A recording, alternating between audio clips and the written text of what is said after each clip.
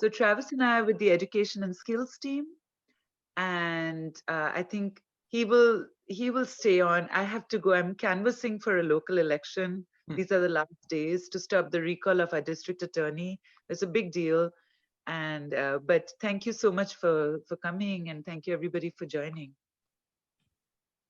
Thank you for your work, Emily. I'm reading the chat here. Let me share my screen. You have the right. Yes, I should do that now. I will bring up Microsoft PowerPoint. And I'm going to actually share this in, I want file, no, I want view, there we go, slideshow. Okay, can everyone see my screen? Yes. Yep. Yeah, so we'll be talking about some key institutions of a participatory economy. I'm Mitchell Szczepanczyk. There's my website, there's my GitHub account. GitHub is a website for sharing and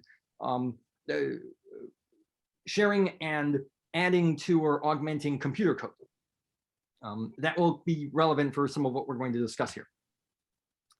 There are a lot we could talk about, but the particular focus of this presentation will be on two proposed institutions within a participatory economy, one of which is fairly, has been well known and discussed for actually since the model was first presented, as far as I know, one in which has been proposed much more recently, the Iteration Facilitation Board, and a CAP, a Community of Affected Parties. We'll talk about each of these in turn, what they're about, and discussions related to all of that. We start with the IFB, the Iteration Facilitation Board, and some of the verbiage here comes from a presentation that Robin Hanel and I had given a couple of months ago for an international society related to social science research. So some of the verbiage here comes from that presentation we gave, just so you know. The IFB, the Iteration Facilitation Board, has been defined as an institution within the participatory planning mechanism, the allocation mechanism for a participatory economy, which helps workers and consumers arrive at an economy-wide allocation plan. The IFB works by first announcing estimates of opportunity costs for all the sectors regarding an economy, natural resources, categories of labor, capital goods. Capital goods being those things that you would consume within an economy, but would be of larger scale. There would also be social costs related to producing those capital goods, the intermediate goods. These are things that are used for making other things. And a canonical example would be making steel would be an intermediate good for making an automobile, for example. That would be a classic example of an intermediate good, as well as consumption of goods and services. The IFB would announce all of those. With that information, the respective worker and consumer councils and federations would then make their proposals regarding what they would propose to consume or produce. The IFB would receive all of this information, add it together, the demands and supplies for each final good, capital good, intermediate good, natural resource, and with that, all of that information would adjust its estimate of the respective what are called indicative prices, those opportunity or social costs. And that adjustment would be occurring in proportion to the degree of the excess. So the more you're offset, the greater the adjustment of the price. Now, all of this reads to me like it's, in fact, this has been mentioned before, where this is the kind of thing that a computer could do. This is the kind of thing that could be automated. In fact, it has been automated. Referring back to the book that I had contributed to, Robin Hanel's Democratic Economic Planning, chapter 9 of that book refers to a program I helped write, which simulates a participatory economy. What we are seeing here is the computer code for an iteration facilitation board. So unless you happen to read the closure programming language, you might not understand this. So I will walk through what happens here. So for a given good, there will be a supply or demand for that. We figure out the difference between that supply and demand, which is defined as a surplus.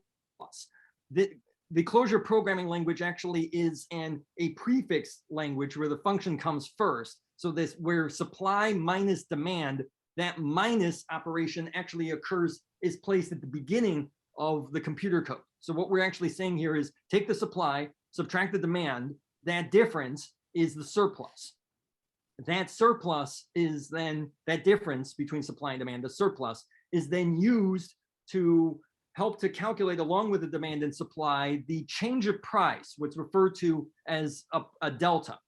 The change of price that we use here is a formula that I and a student of Robin Hanel's named Michael Weisdorf, through some experimentation, basically stumbled upon. And we basically thought, yeah, this will probably work. And it seems to in the research that we did. Now, mind you, this was not the kind of thing that has undergone the kind of systematic examination that it should, but it seems to work. This should be then a direction for further research to figure out the best delta, best formula for computing a difference in prices. So what this means is you take the value 1.05 and you subtract the value 0.5 raised to the power of the dividend. No, what's the difference? The dividend, I think. You're dividing the absolute value of that surplus multiplied by 2. That's your numerator, and the denominator is the sum of the demand and the supply that we had used to calculate that surplus. That value is then a number. It's going to be some percentage. That then is made sure to make sure that it doesn't go over some pre-appointed range. We actually have a mechanism called get deltas that helps to ensure that. What we do is we take that delta, that price change that is used, we check out what the previous delta had been, multiply that by the new computed delta, take its absolute value, compare that with the price delta we calculated, and make sure that it does not exceed 0.001. The reason we do this is to make sure that numbers basically don't go haywire. They don't go crazy, in this case, going to very small or even negative territory. Having a negative price would be very weird in the economy. So this is a mechanism to make sure that doesn't happen. Once we have that new price change computed, we then apply that to the surplus, depending on whether or not that surplus is positive or negative. We figure out the given input, compute its respective price, multiply it by basically taking, yes? Did someone say something? No, I No, coughed. okay, sorry. Continuing.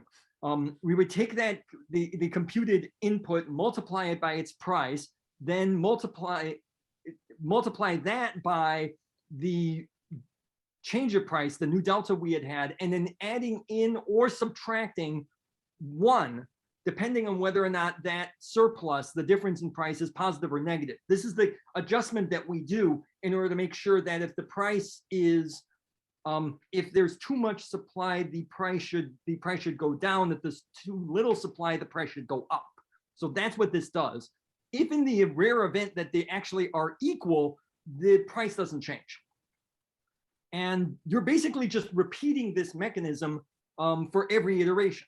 That's what we do in the program that we had written to simulate a participatory economy, to test out the how many iterations it would take for a participatory economy to arrive at some number of iterations. For a long time, the question was whether or not there would always be like a handful of iterations. The theory has always said that. This is some evidence to confirm that that's indeed the case. With the experiments that we had done, it got to about, after you run it for after a second year of a simulated simulation, it ran to about 6 on average, which is about what the theory predicted, and what I'm happy to say we've got confirmation now. That's basically what you could compute, and this would be one example of an iteration facilitation board. But given that, it strikes me as kind of weird that since it's automated, it's kind of weird to me to call it an iteration facilitation board. This might be something that we may want to discuss with Michael, who's on the call, to get his opinion on this after the presentation is complete. But maybe it should be renamed an iteration facilitation mechanism instead. Maybe some other name. It just reads to me like something that has been proposed to help to facilitate this massive endeavor for coordinating an economy in which some critics of participatory economics have said is a way for a potential dictatorship to arise. People have responded back, supporters of a participatory economy have said, well, then you don't need to have people doing it, you could automate it. And this is an example of how it could be automated. But if you could automate it, why should you ever have people? Anyway, a point to discuss, but that's in a nutshell, with some elaboration, what an iteration facilitation board is and how we've worked with it. The second institution for discussion is a CAP, a community of affected parties. Now, this is verbiage also from a presentation that Robin had given, and which I'm basically copying here to share. There is a lot less math, but a lot more words. So I'll just read out what I have here. We add pollutants to our list of produced goods. You'll recall that in the discussion on iteration facilitation board, we list out the respective goods and institution things that we want to track in the economy. Capital goods, intermediate goods, public and private goods, labor, natural resources, things like that. We add pollutants to that list. And in each iteration of the planning procedure, the IFB must quote the current estimate of the damage caused by releasing a unit of each pollutant, along with current estimates of all opportunity and social costs. That's part one. Part two, when enterprises in a participatory economy make their proposals, they also have to include the amount of any pollutants they wish to emit. Hopefully the answer is 0, but we'll assume that it's not for the purposes of this analysis. The damages from those emissions would then be calculated by multiplying the number of units of a pollutant times the current estimate of the damage from one unit as announced by the IFB. So that's going to be the cost of that production there and an incentive for enterprises within a participatory economy to pollute as little as possible. These damages would then be added to the costs of those inputs that the enterprise had been requested when calculating the overall social cost of the enterprise's proposal, to be compared with the social benefits of the outputs it wishes to produce. So any enterprise within a participatory economy would need to basically justify its existence. That is, is the value of what you produce greater than the costs of what you are consuming? Hopefully the answer is greater than 1. You are producing more than you take in which case, great, you can exist. If not, then there's no reason for you to exist. But that would also have to include in any pollutants that that enterprise would need to produce. The third component is the definition of a CAP, a community of effective parties that comprises all who are damaged by the emission of that particular pollutant. As an example, there would be a CAP for volatile organic compounds and nitrous oxides emissions that cause smog within the Los Angeles area. There would also be a somewhat different CAP for coarse particulate matter affecting some people who live in Los Angeles, Angelinos. That's your CAP, or the people who would be a part of that, who would be damaged by that pollutant, and as a result would be entitled to compensation. We'll talk about that now. Workers' councils would propose how much of a pollutant they want to emit, knowing they would be charged for those emissions for an amount equal to the current estimate of the damages per unit at the time of the number of units they propose to emit. That's what a restating of what we had mentioned before.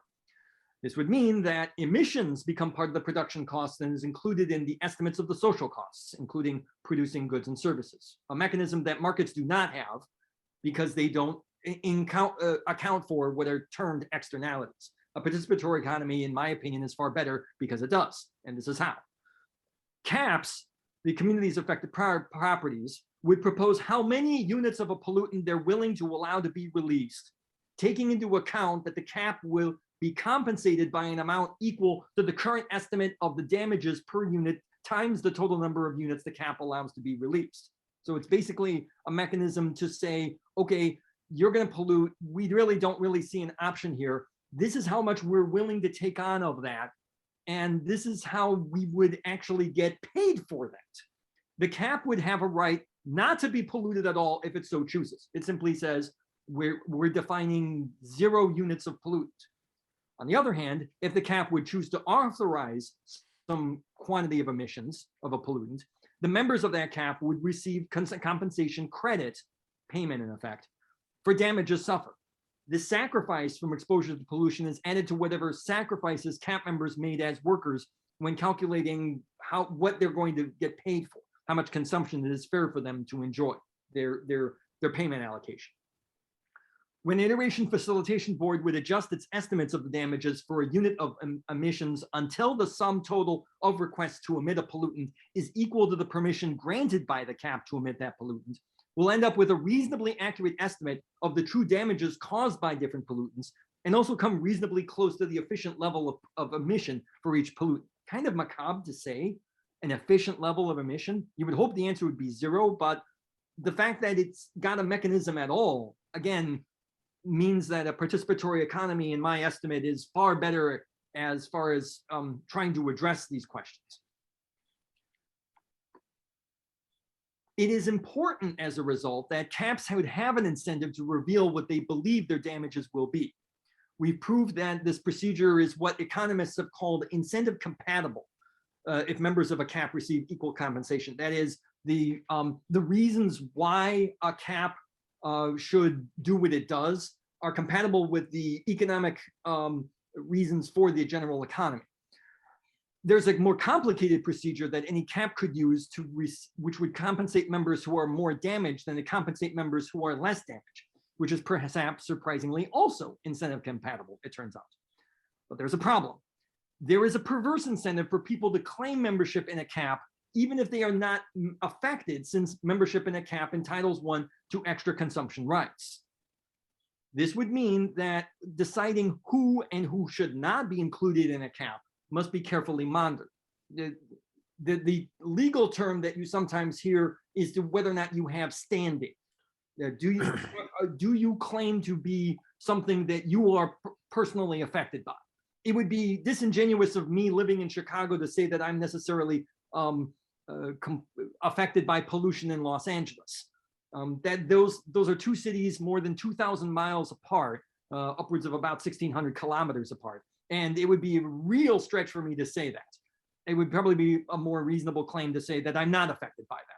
If I were to move to Los Angeles, different story, and I would be able to be claimed, and so I should be included in that cap.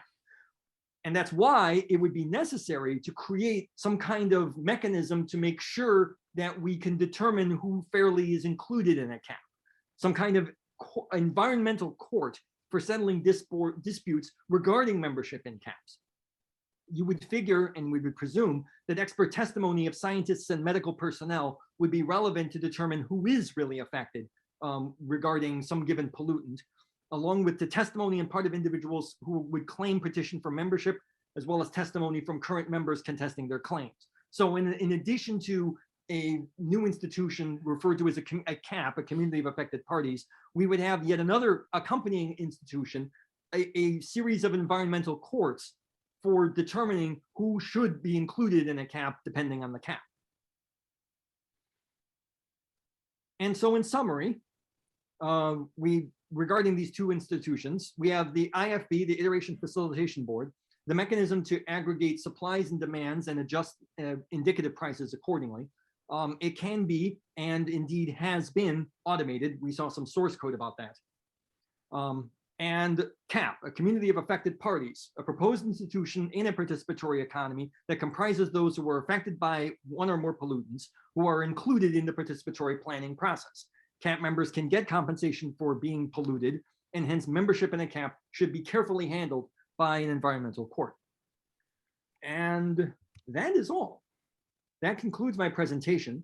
We are at 30 minutes after the hour. So that, in a nutshell, presents what I wanted to discuss with regards to these, leaving time to discuss what people are would have in mind here, or if they want to elaborate, or if they have more questions on what's going on here.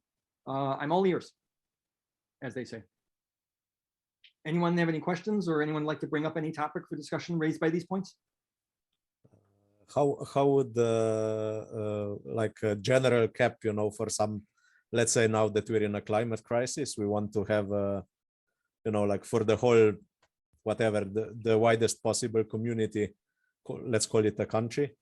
We want to have a cap on CO2 emissions, for example. Right. How would that work in, Right.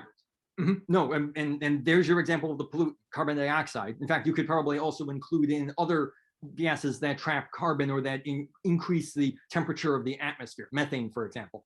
But you're right. Take carbon dioxide, which is the most immediate culprit. Within a given, we'll say, country, you would figure, depending on that country, and if everyone is affected, then there's a reasonable case for all those members to be part of a cap. And so, yeah, if they would be affected by that, and that would be the kind of case that would have to be made for that. So you would figure that science and research would be critical regarding components of a participatory economy, regarding its allocation, and also regarding this. They would have to figure what would be the impacts on that? What would how would that adjust the respective prices? And those members of the cap could claim compensation depending on how much they were affected and how that interplay within the participatory planning process weighs out. Hard to say in a specific sense. This is the kind of thing that Robin Hanel, Michael Weisdorf, and I have been talked about to try to simulate. The main issue about this is it turns out that the arithmetic, not just the arithmetic, the mathematical formulas to try to simulate this are difficult. We haven't cracked that egg. The previous attempt we actually tried to do that gave us very weird numbers. Something was wrong in there. This has been a longstanding effort by Robin to try to figure that out. And I repeatedly bug him about trying to figure out a way to simulate that. It's something we still want to do. We haven't done that yet. And hopefully we'll be able to do that at some point, in which case then we'll probably have to go back to the original source code for the simulations that we published in Democratic Economic Planning to include in pollutants and to see how that weighs out and to see how the prices about that are affected, as well as including in a cap as a mechanism for the parties that are involved in, not just worker and consumer councils, but also caps.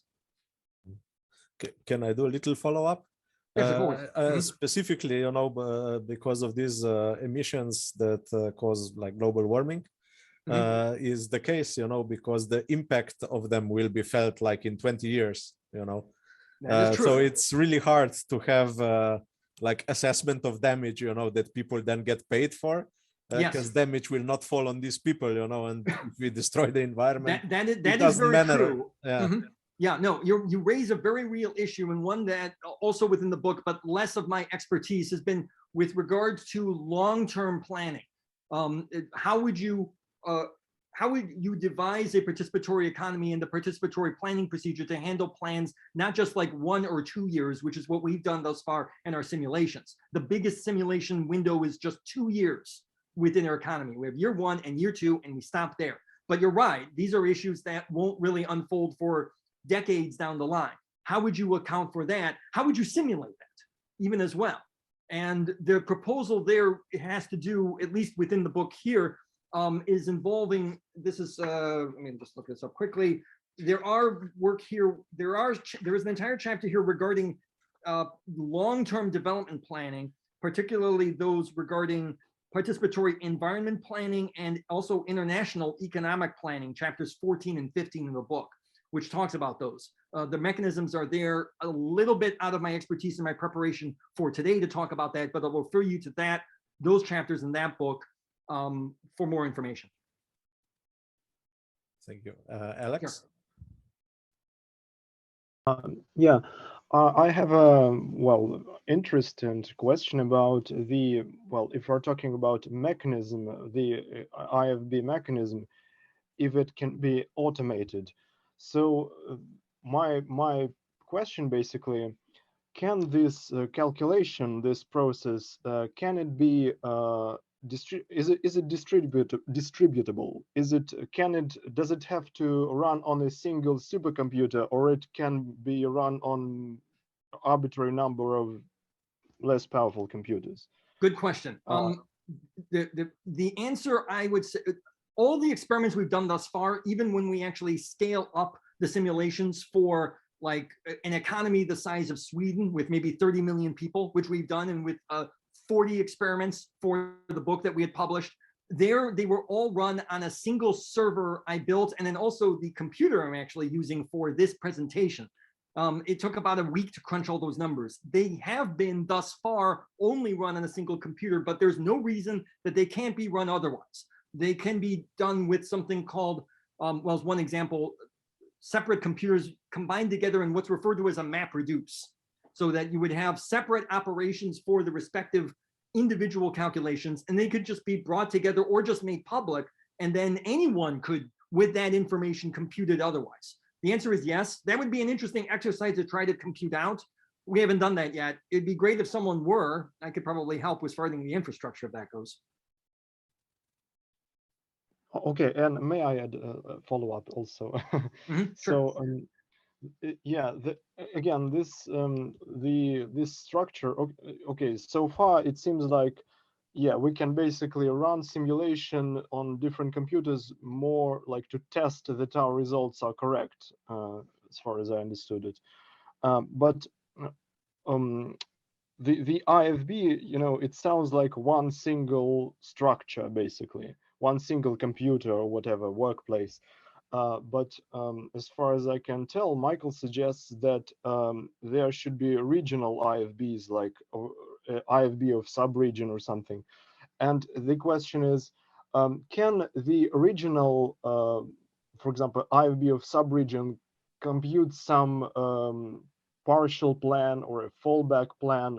And can this computation be reused for a larger plan, for the nationwide plan or something like that? Or does it have to be recomputed all over again? But I guess if it's not that like big computation, I guess it can be, well, recomputed, rechecked, and so on. Yeah, no, that is a good question. I would say that assumes a more sophisticated economy than we have thus far assumed in our simulations. There's no reason you can't set that up. And one way of handling that would be just like what you propose. You would have just perhaps a more, you know, dividing up a larger economy rather than a kind of like reasonably monolithic assumptions that we've done thus far in our simulations, to make them far more diverse, which would mean that that you would have groups within a larger economy that would handle their own respective computations with their own respective facilitation mechanisms therein, and then some way to be able to combine them separately without a central authority or central server or central location for handling all of that. Yeah, that basically depends on how you organize that participatory economy. Here, we've not been terribly sophisticated regarding the structure of it. It's been more or less fairly monolithic in our assumptions. So yeah, if you wanted to set that up, you certainly can. And that could also entail separate computation mechanisms, IFBs, or their equivalents. Okay, thank you. Alejandro? Yeah, hi. Hi. How are you? I have Good. 3 questions and 1 comment, if I may. The first question is, what is the difference of the IFB from a market? I mean, you're just using computers to regulate markets. Okay. Okay. Do you want to answer the questions first, or do you want me to answer them in turn? How do you want to proceed? Okay, as you wish. Why don't I answer that question first? Okay. Okay. A market is the mechanism by which, within a capitalist economy, the allocation system within a capitalist economy that is competitive. I mean, there are a number of differences, one of which is they are competitive. Prices are basically done on a competitive basis where buyers and sellers are pitted against each other, and that price reflects that the respective bargaining power of the respective sides. There's some involvement regarding supply and demand that also goes into that, but in effect that you're basically, markets are competitive realms that is how within a capitalist economy handles this. The IFB is the mechanism for helping within a participatory economy of how the parties that help produce and consume things, worker and consumer councils, figure out how they work together to arrive at an economy-wide allocation plan, not by competing against each other, but by working with each other to figure out, in this case, what everyone who wants to, people who need to consume, make clear what they want to consume.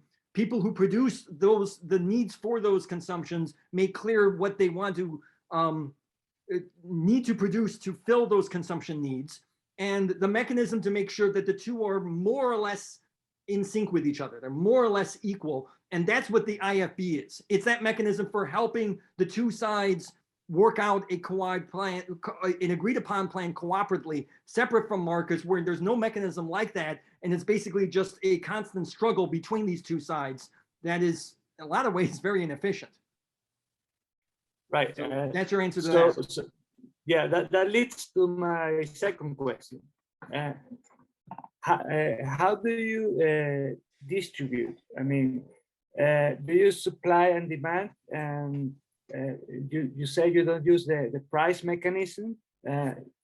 So how do you exchange? How do you calculate? As it's a material exchange? I don't know. Okay, this has to do, the answer to your question, the distribution mechanism is the allocation system within a participatory economy called a participatory plan or participatory planning. That's the mechanism by which people who live within that economy figure out how much they want to consume or produce. So that the way that works is in very sketch detail, and we've talked about this in greater detail. Michael can talk about this forever. Robin has talked about it forever. I can talk about it for a long time. I gave a 2-hour presentation on this thing just back in October involving computer simulations. But in very brief detail, what it works is that people who want to consume are part of a consumer council, some group that comprises, say, a neighborhood. And people who want to produce something are part of a workers' council whose job it is to make something or to provide some service. They each, at some point within a given, we'll say, year, they each would propose what they want to expect to consume or produce within, say, a given year's time. They would write up those proposals of what they plan to produce or consume, and they're basically exchanging those proposals to each other in light of indicative prices that reflect the cost of those goods or services at the given time, as well as the iteration facilitation board, whose job it is to track those prices and to help those sides agree at each other. If everyone agrees on that, then you're done, but chances are that probably won't happen at the beginning. And so there will be these various adjustments that happen over a series of rounds, iterations as they're called. That's why this is called an iteration facilitation board, the mechanism for doing that. So that's in effect how you would do that. You would be, the mechanism within a participatory economy is a participatory plan, and these agents work with each other to arrive at that plan so you know how to distribute things. Yeah, I asked you that question because I was wondering about how you calculate the value of things. Yeah, I mean, you can plan it, but how do you calculate the value? Right, and that's an important question that we wrestled with in the computer simulation. So I'm going to be leaning on some of my experience with that to answer your question. For the beginning, the answer is, at the beginning, you just don't know. And so we basically picked a number more or less out of thin air, or that we thought was a reasonable guess. For each of the respective goods within our simulation, we start out with a price of 700 units per good or per service. So those prices would be adjusted down perhaps quite a lot. At the very beginning, you don't know because you don't have that information. So you would need to figure that out over a number of iterations. That would probably mean more iterations, meaning more time. And this is exactly what we see in the simulations work. In the first year of imagining this out, the prices, it takes longer to arrive at fairer prices that everyone is amenable with. And so that means more iterations. In the first round of that, they're averaging out as many as 19 iterations So it's quite a lot, but you've got to start somewhere. That's where you would do. But once you've got those, it turns out that those prices in subsequent years are much faster, an averaging of about 6 iterations, which is what the theory would predict. The short answer is we don't know. You would figure you would make a reasonable guess. The system for figuring out the allocation system and the iteration facilitation board as a part of that, as well as the mathematical formulas at play there, which is still open to research. So there actually could be ways that we could compute this that are better. Would all figure that out in the course of a participatory planning or the arrival of an economy there. Okay, thank you. And finally, my comment. Okay, I'm an economist. I didn't tell you that before, so okay. I believe they will ask you, no, what's the difference of your system to the neoclassical view, especially with the Walras mechanism of exchange, no? And also they may ask you, if there are a Marxist economy, why do you focus on production to surplus value, not in the exchange mechanism? Okay, I have to admit, I do not have a lot of formal economic training. I do not. I'm going to actually have to postpone your questions. We're recording this, and I think your questions merit answers. I'm not the best person to give them. With regards to a command planning economy, this is different. I'll say two things. One, with regards to the question you raised regarding production, there is a focus on production here, and there's actually been a fair amount of production focus within the computer code in the book that we had published and in the source code on GitHub, where you would actually you can find this, and you would look for a repository called pquad CLJS, which is where the code for this lives. It turns out that in the course of the development of the simulations, it is much more complicated to deal with the production question than the consumption question. The mathematics and the code regarding production turns out to be a lot more complicated than the consumption part. So it's kind of understandable, just given that fact that we've been kind of biased regarding our presentation on this score to focus on production. Consumption is also important.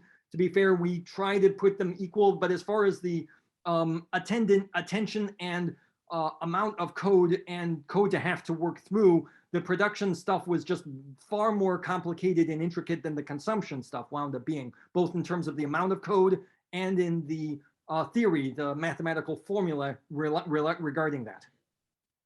Thank you. You're very kind. Yeah. Regarding the Marxist question, this is the whole point of a participatory economy is to be able to have an economy that does not require central planning. I've not said a word here regarding central planning. And in fact, a fair number of people have complained, hey, but you've got this facilitation board here. Well, isn't that kind of like a central authority here? They basically tell you what the prices are. In some narrow respect, the answer could be yes, but more broadly, the answer is no, and you can automate it. And that's what we've done here, so that there is no authority.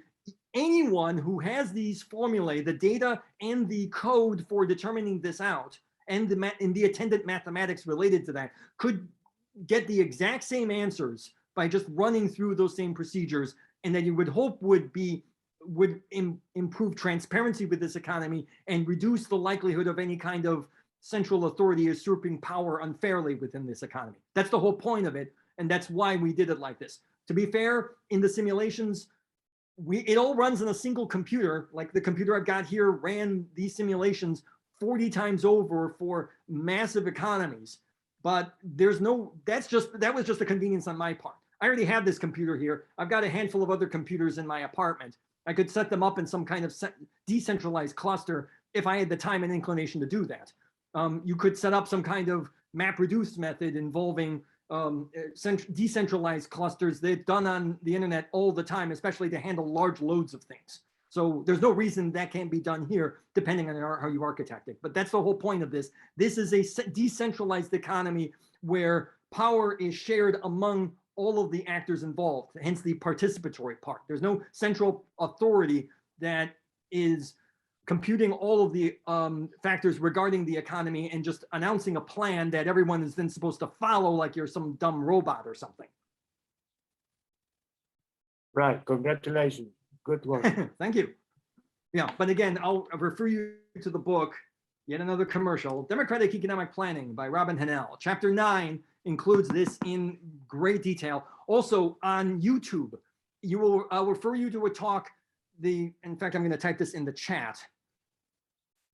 If you look up the words closure third way economy, Closure is the computer programming language I used for writing this simulation. Third way is the third way economy that's neither command planning nor markets. And an economy, there's a talk that I gave back in October for the Chicago Closure Meetup, where over the course of 2 hours, I outlined the code and all of the context regarding this economy and talking about other economies as well. It is a grand intellectual tour of a whole lot of stuff over the course of 2 hours. If you want to learn more, I recommend you check that out, watch that, and let me know if you have questions. Thank you. I don't know who's next. Alexandra? Thanks. I had a question about the caps. Yeah. So it's a two-part question. One is, could you explain a little bit about how you arrived at proposing these as an additional institution? Was it just to deal with pollutants, or is it also comprising other ways in which people are socially affected by economic decisions? And so then would they only consider pollution specifically, or would this also be a mechanism for getting information about, wider economic effects that are considered externalities? Yeah, good question. And unfortunately, I am not the best person to answer that because I didn't invent the cap, nor did I propose it. This is a proposal invention of Robin Hennell. We have to ask him about that. And I'm not exactly sure what he did. So I'm afraid I don't know. I would pose that to Robin. If you like, I can actually ask him and then we can share the answer later if you like. Yeah, that'd be great. I'm just, it's the first time that I'm hearing about it. So I'm curious about, why it's being proposed and what exactly what is the scope of it? It's interesting. Yeah, no, that would be a question for him because he's the one who's actually proposing it as a mechanism to include within a participatory economy. I know about it because I've read the book and I've also helped to give presentations that Robin has also given about this. My read of it is it's a mechanism to be able to better handle pollutants outside. You would figure, here's my thinking on it. You would figure that within a participatory economy that workers and consumers should be all the parties involved within a given exchange, but maybe not. There may be others, and you would figure those would be subsumed under some other grand rubric, and that's probably what a cap is. That's my take on it, but I would I'll defer that to Robin. I'll ask him and then we can see what he says and share that answer. Thanks.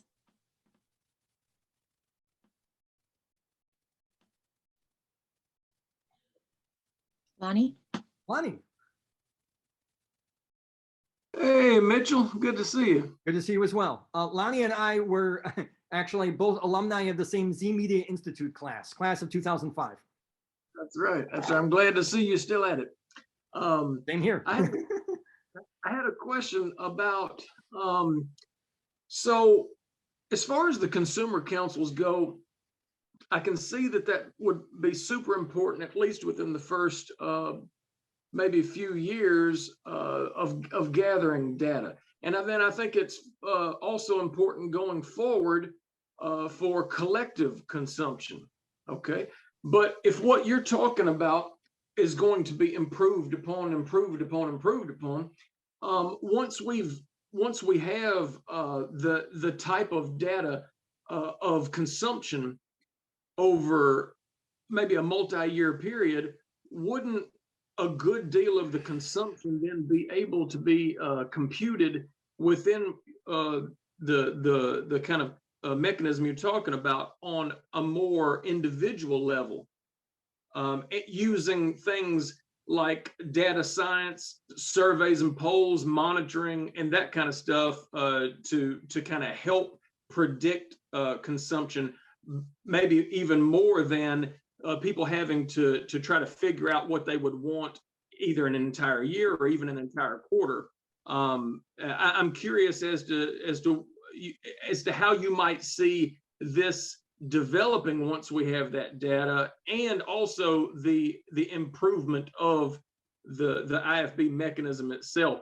Could you get to the point where people go about their daily lives and it's not very much different than what they would see right now, because there would be so much going on, I guess, computer-wise behind the scenes? Does that make sense? Yeah, it does. And you pose an interesting question that is very hard to answer, given the, I guess, the abstractness of the question. A fair answer would involve like a whole lot of experimentation, and also at an individual level that thus far in the research we've done, we haven't really addressed that.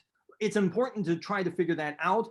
I'll say this, it's entirely possible, especially given computing power and computer capabilities, to be able to address that at a lot of the individual level. I mean, something like a Fitbit is now, widely common and widely scalable and very, well, somewhat decentralized. Not really, but that kind of refinement on that kind of also suggests whether or not an economy like this, if maybe even the participatory planning procedure needs to even happen within the course of, say, as it's currently proposed, within, say, a month.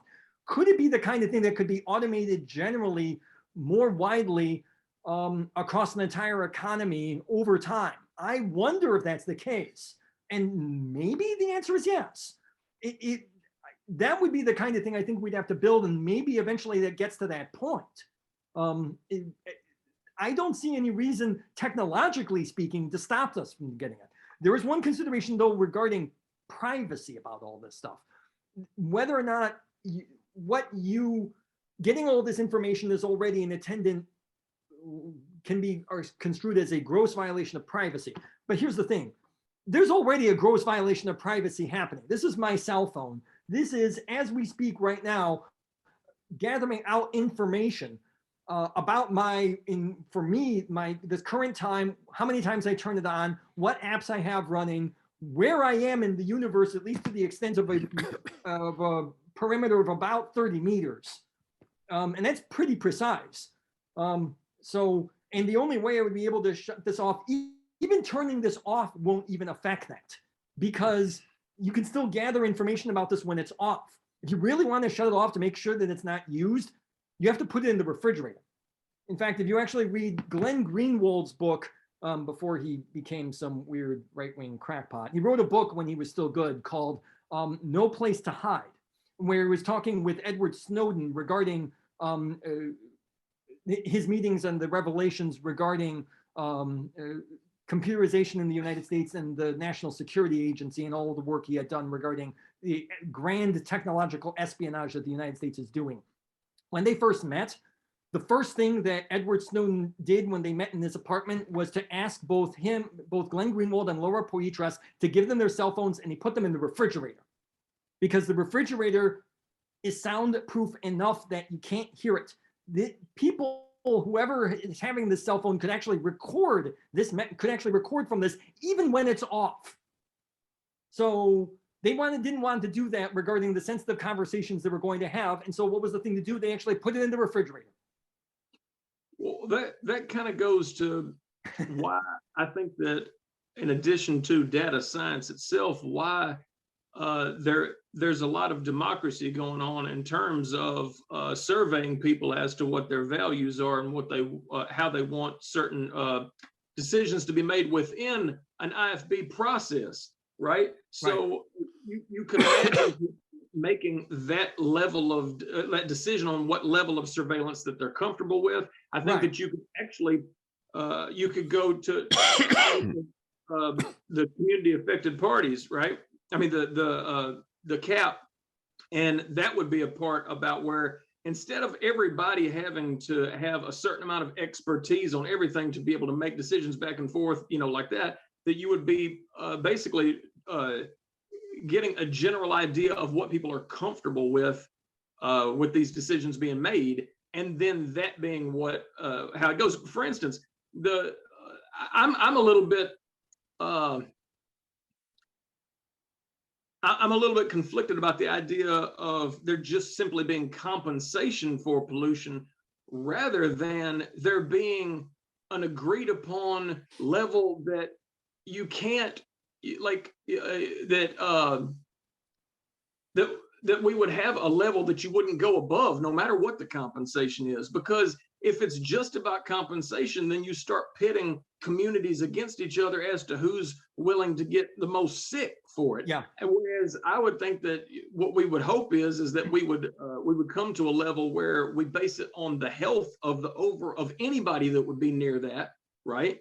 And Yeah. again, that's more a matter of people talking about how these things are done, rather than there being maybe even like what would be considered a market exchange of how much you're willing to get compensated for and how sick you're willing to get. Yeah. Does that make it? Yes, it does. I mean, like, take, for example, the greatest pollutant in the world, maybe the universe, plutonium. Even like an extremely like microscopic amount would kill you over time. Not the kind of thing you want to have around you, certainly.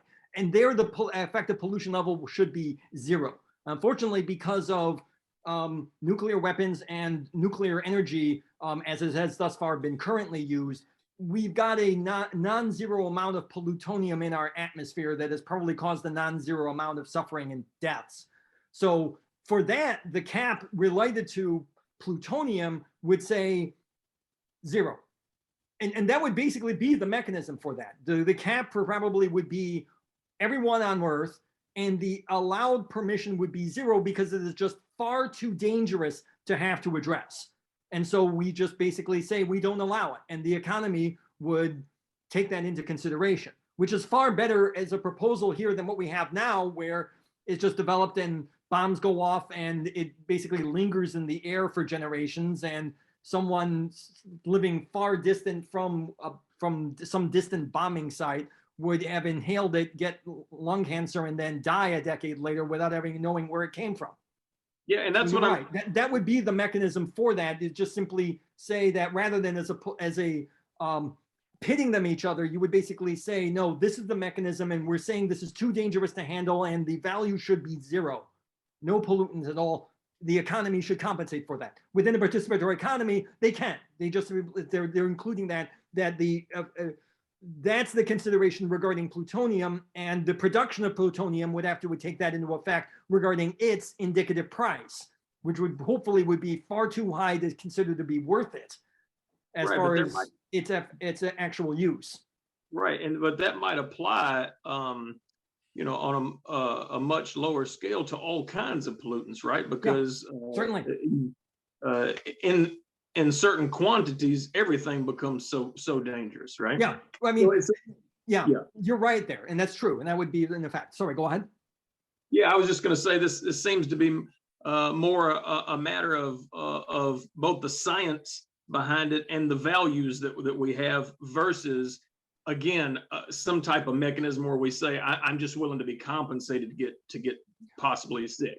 Yeah, no, and that's fair, and that's true, and yeah, you would figure that the science would be animating that, and that the health considerations would be animating that. But here, with you're actually swimming downstream rather than upstream, and you're trying to get it now within the market economy. You would be putting up tremendous fights to even just try to, include in fairer mechanisms right now regarding any kind of dangerous pollutants. Here, the mechanisms are included within the economy and would be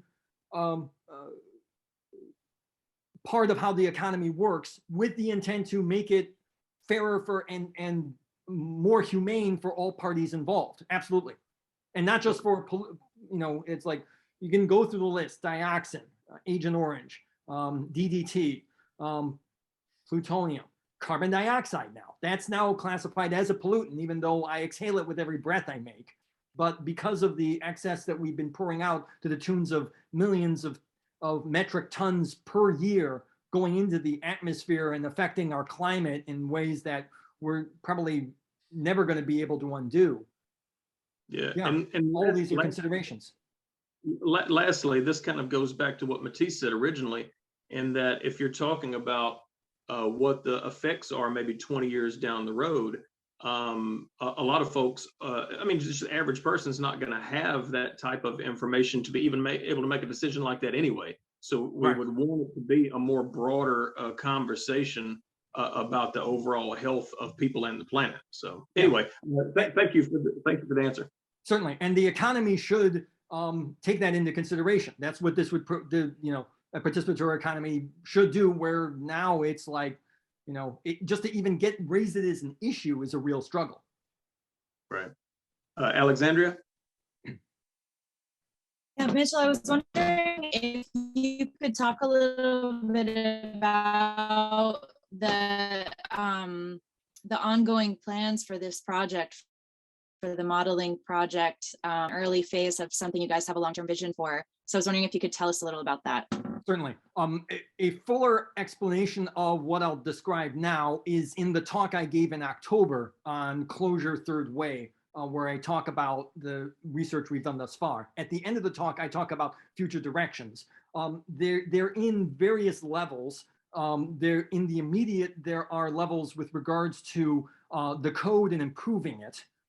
There's also one consideration regarding pollutants. I had mentioned this before. Robin Hanel has taken it upon himself to work out the mathematical formalisms regarding pollutants, but not caps, just how pollutants should be included in with the economy as it exists.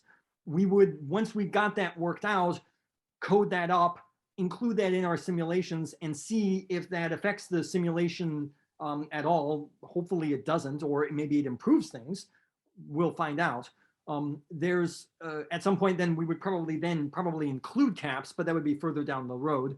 And making that app probably more available as a kind of something available more publicly in something in a more polished form. If you go to GitHub and you go to my page on GitHub, and you can download the P-Quad CLJS code. I've written directions there on how to install it, but that's a lot of work. And you'd have to follow the directions, download it, install it, fix any bugs that arise. And at the end of it, you've got a simulation that basically amounts to a whole bunch of boxes on the screen. Not very inviting. Certainly, and a lot more work for what you would get as the ostensible payoff, despite the fact that this is a research project for getting out and answering serious questions that people have had about a proposed economy. Making that more friendly and more amenable as an attendant educational tool, simulation online, maybe even some kind of game is also in the offing, but I think further down the line.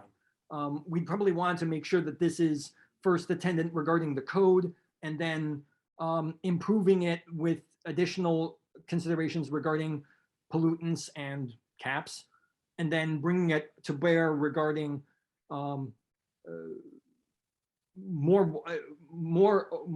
making it more widely available, probably as its own online app. Although there's nothing stopping you from just downloading the software and building the app on your own. The code is there, you can download it and you can follow the instructions. Again, mind you, if you've got experience regarding Closure Script, the Java virtual machine, GitHub, and the command line interface to run commands. I mean, you can do that. I did. A lot of people can. But if you don't have that experience, that is something of a steep hill, or at least more of a steep hill to climb. So we want to try to reduce that so that more people can participate by maybe just as simple as visiting a website.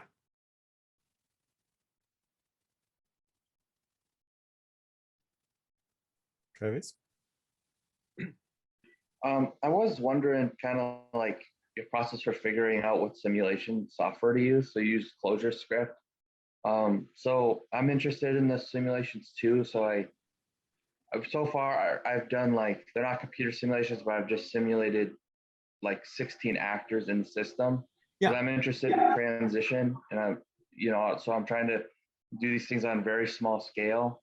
Mhm. And so like I use the algorithm and everything, but as far as making a bigger simulation, like a computer simulation, my coding languages right now are like Python and R. So Okay. I was thinking about using Repass for Pi. I'm not familiar with So that. I know Python. I'm going through an R class now online, but I'm not familiar with Repass. What was that again? Repass for Pi.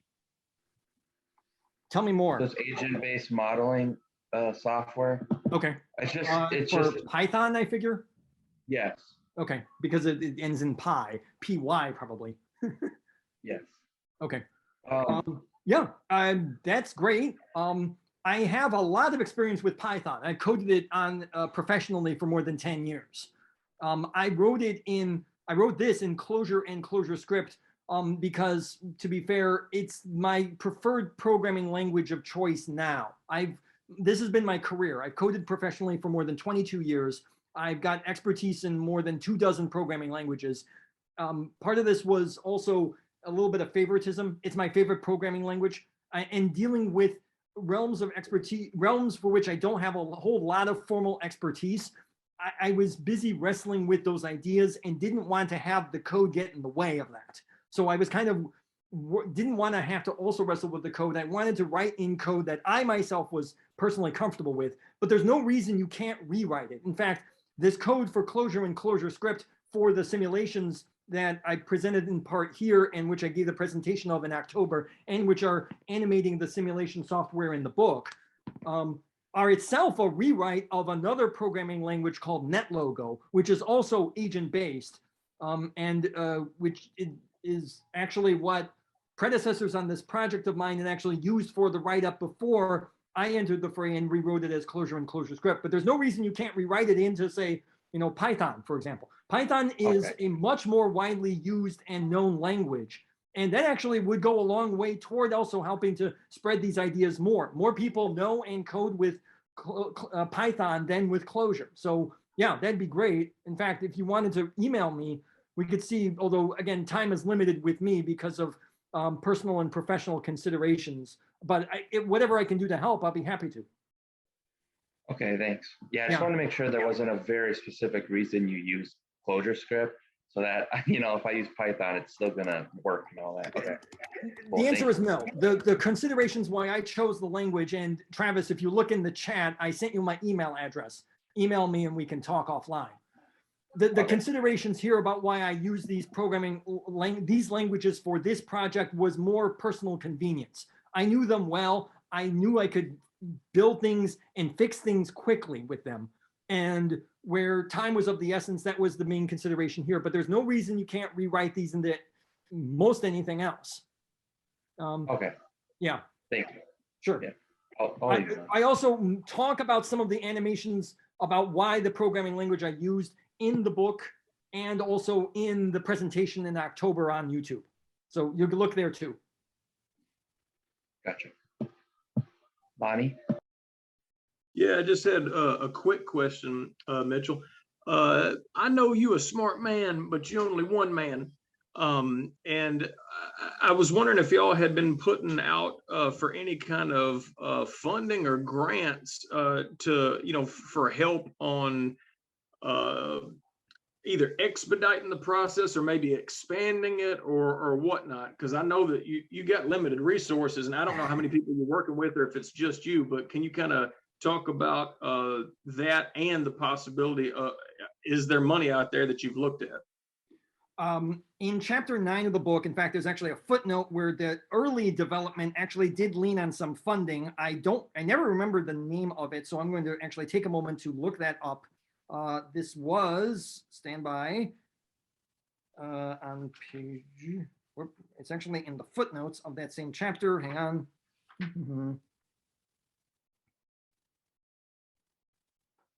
The Institute for Solidarity Economics in Oxford, England, Colm Massey, provided some additional early funding for the NetLogo development about that. So some money was developed for early on. Regarding future development, I'll say this. we've got a lead regarding funding. In fact, we've already submitted, I and a number of others affiliated with Robin and Michael Weisdorf and some of the folks involved with the Participatory Economy project have a lead regarding funding and have submitted an application, and we're hoping something pans out. That's all I can say at the moment. We don't even know when we would hear back. So maybe we'll see. If people have leads regarding money, I'm all ears. Please tell me.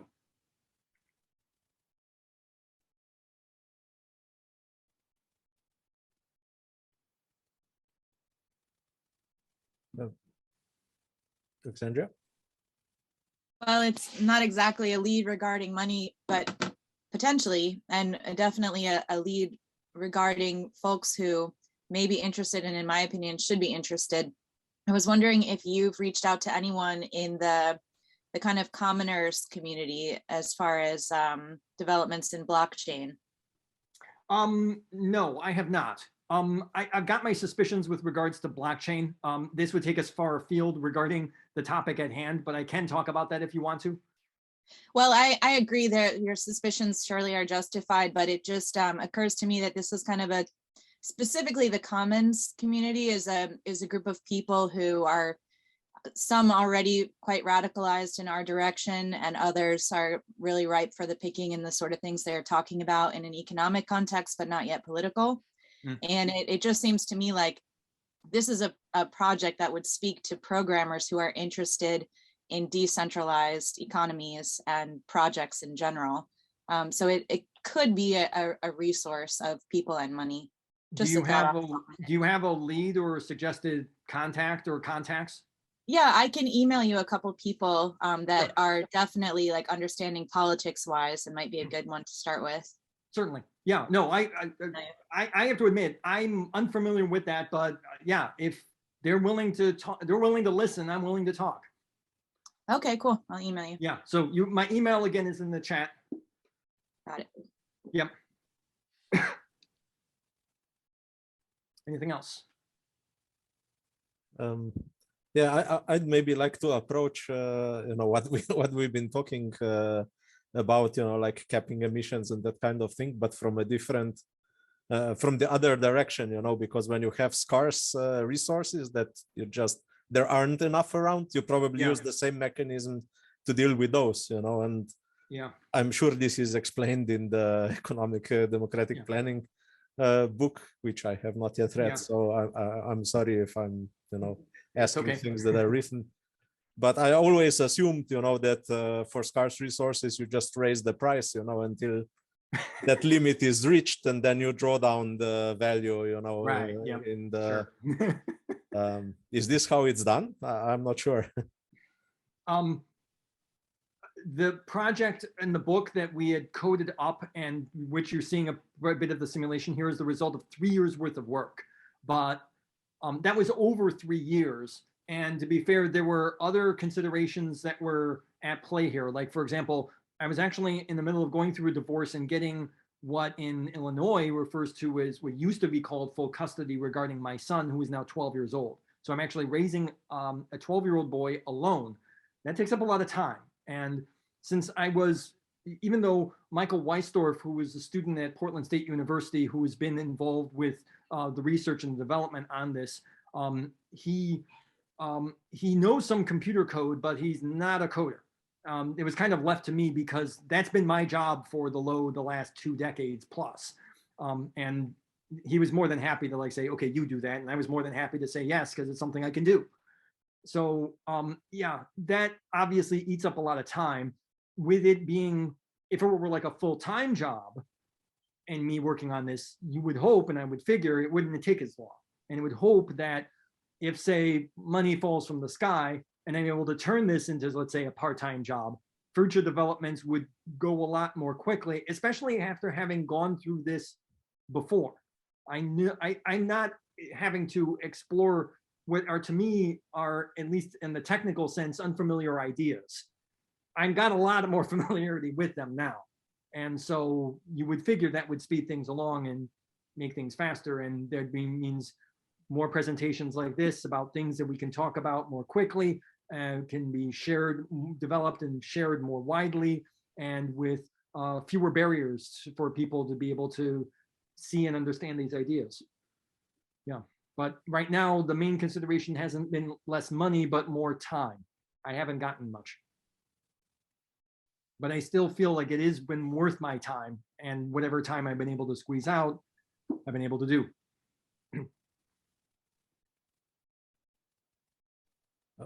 Also on the saving of time, it's been mentioned, that all this process could be automated, but it could be made with fewer iterations if people intervene, with like educated guesses.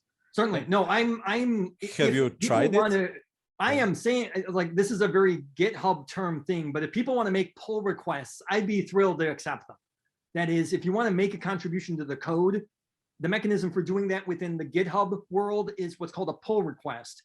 So you would actually get a copy, make a proposed update, code change or improvement or what have you, and submit it as a consideration to add into the code via pull request. And then I, as the owner of that repository, can either accept or decline it. And depending on how useful or appropriate that consideration is, I would accept it. I've gotten a grand total of 0 pull requests on this repository. If people want to submit it, I'd be more than thrilled. And that's not the kind of thing you can wait for money to do. There is that barrier regarding expertise. You have to know GitHub, you have to know code, you have to know Clojure, and also the knowledge about that. But these are, although barriers, conquerable barriers. Just the consideration about if you're willing to put in the effort and if you have the time. No, I was talking about different thing.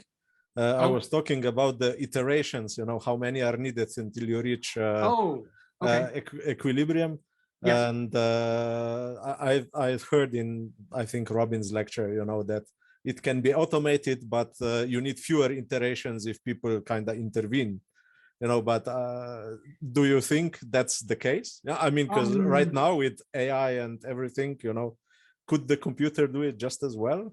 That is a great question. The short answer is I don't know. I suspect so, and that is a great question that, as far as I know, is completely unexplored. The introductions of AI or deep learning or any kind of machine learning agents to try to figure that out. That would be a great solution to try to figure that out. I don't know a thing about that. I suspect it would. Mainly because I've taken classes on artificial intelligence and machine learning. Like, for example, I've gone through Andrew Ng's.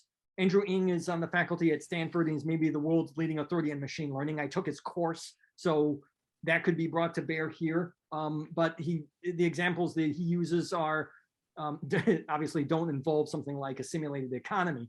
But maybe they could. I don't know. Peter Norvig had long been the head of research at Google and is maybe one of the world's leading authorities regarding artificial intelligence. He also wrote a book on artificial intelligence, extraordinary book, recommended highly. It is really big, 1,200 pages full of lots of really cool examples and lots of cool applications. That could be brought to bear here. In what ways, I'm not sure. Maybe to find and eliminate out efficiencies about that, and how that would work depends on the economy and how that's coded up. But the possibilities are very intriguing. Also worth the thought and work up. That's a great idea, Matic. Thank you for mentioning it. I'm very afraid I could lose myself in like several years exploring that question. But it's worth looking into and worth thinking about. I suspect it would help. As far as the number of iterations go, that depends on the mechanism of the software that you write and how iterations are set up to begin with. Where would you find those inefficiencies? What exactly would it mean to reduce things out that it doesn't take as long? And that depends on how it's set up to begin with. So, but worth an exploration. I don't think anyone has explored that, and it is a great idea.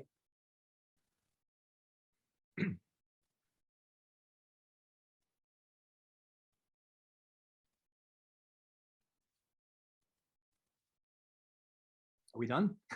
I don't know. Does anyone have? Oh, Ian? Oh, Ian has a question. Yep. Can you hear me okay? Yes, go ahead. Yeah, I thank you, Mitchell. This is really interesting stuff because I love the idea of of accounting for extra and also in the decentralized way that this is made possible. I think someone mentioned, I don't remember exactly who, but I've been kind of listening. And someone mentioned about, like having this be something that everybody could calculate on their own, given some level of understanding. And even just beyond just the level of understanding of the code, I think maybe that's just a, a language barrier, but understanding, measuring and the effects of sort of these pollutants on our society, on our environment, like that's a pretty big hurdle, I think.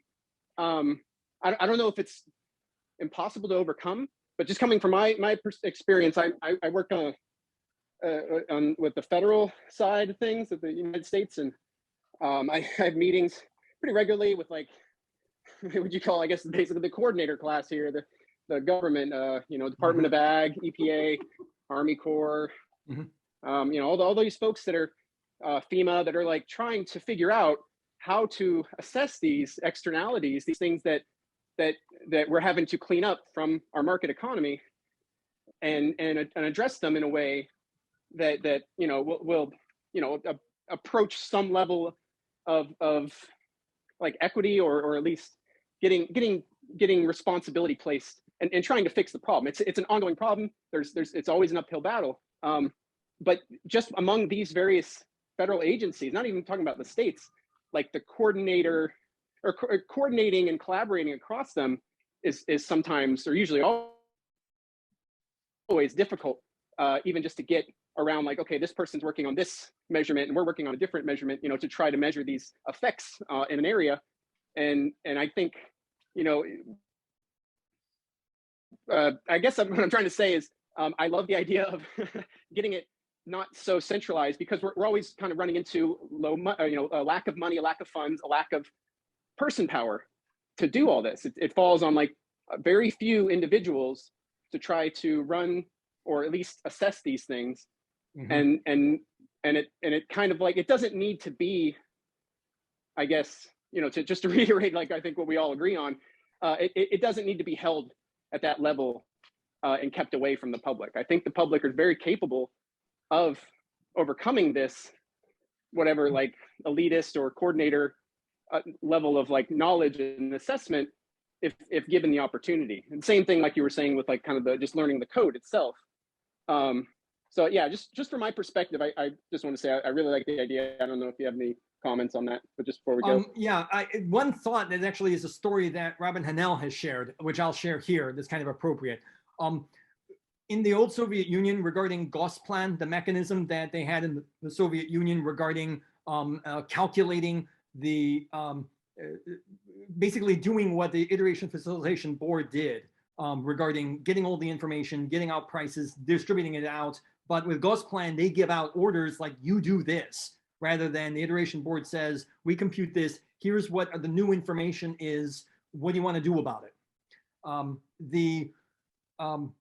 That calculation, once they finished out calculating for a given year, they actually had to start immediately to start working on the subsequent years, the next year's computation plan. They never took any time off because they couldn't afford to. It took so much of the resources of them to be able to complete the computation for the economy of those prices and the allocation system, that they were just working nonstop all the time. Once they completed one year's plan, they had to work right away in another year's plan.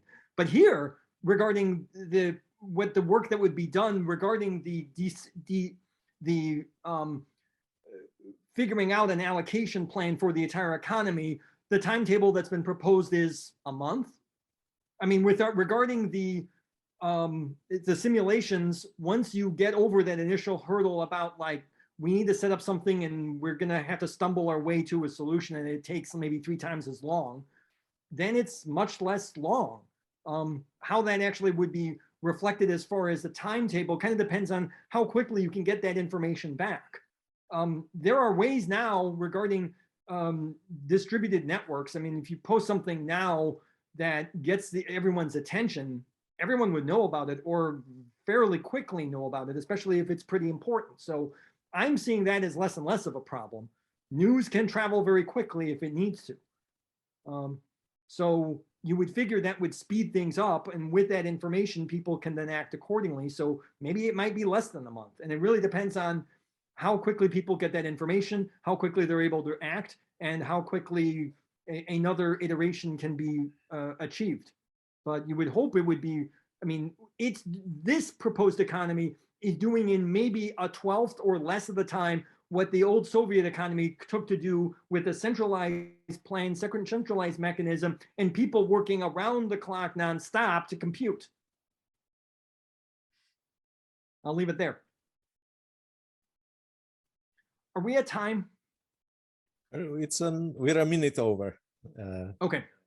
So if there are no more questions, maybe thank you very much then, for the presentation and the Q&A, Mitchell. It's extremely informative. So I'll stop the recording.